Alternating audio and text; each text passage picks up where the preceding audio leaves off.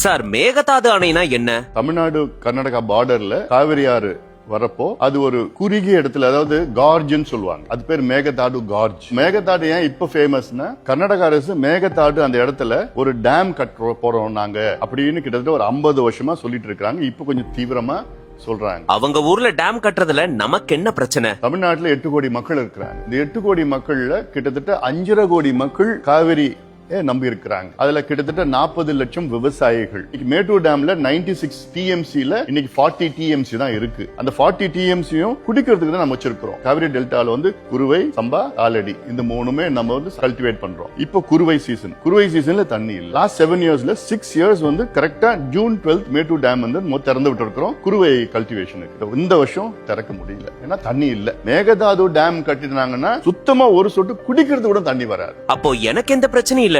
எனக்கு என்ன பிரச்சனை, எனக்கு என்ன பாதிப்பு? நீங்க கோயம்புத்தூர்ல இருக்கலாம், கன்னியாகுமரியில இருக்கலாம், பாண்டிச்சேரியில இருக்கலாம், எங்க வேணா இருக்கலாம், சென்னையில கூட இருக்கலாம். இயற்கை கொடுத்த மிகப்பெரிய வரம் என்பது காவிரி டெல்டா. ஆயிரம் ஆண்டுகள் நமக்கு இதற்கு முன்பு உணவு அளித்தது. இனி ஆயிரம் ஆண்டுகள் நம் வருங்கால சந்ததியினருக்கு அந்த மண் உணவளிக்க வேண்டும். இப்போ அதுல திடீர்னு ஒரு டேம் கட்டணும்னா உங்களுக்கு உணவு கிடைக்காது, ஃபுட் செக்யூரிட்டி பிரச்சனை வரும். அது இல்லாம குடிநீர் இல்லாம இருக்க முடியாது. சென்னையில குடிநீர் பிரச்சனைனா காவேரி, மதுரையில குடிநீர் பிரச்சனைனா காவேரி, சேலம், திருச்சி, டெல்டா எல்லா இடத்துலயும் காவிரியை நம்பி தான் நம்ம இருக்கிறோம். அது இல்லாம இப்போ யூஎன்ல climate change, global warming, super El Nino effect எல்லாம் சொல்லிட்டு இருக்காங்க. This year is going to be one of the warmest years and we are going to have a severe water shortage. இந்த காவிரினால மிகப்பெரிய அளவுல நமக்கு பாதிப்பு இருக்கு. குறிப்பா இளைஞர்கள் நீங்க பாதிக்கப்படுவீங்க.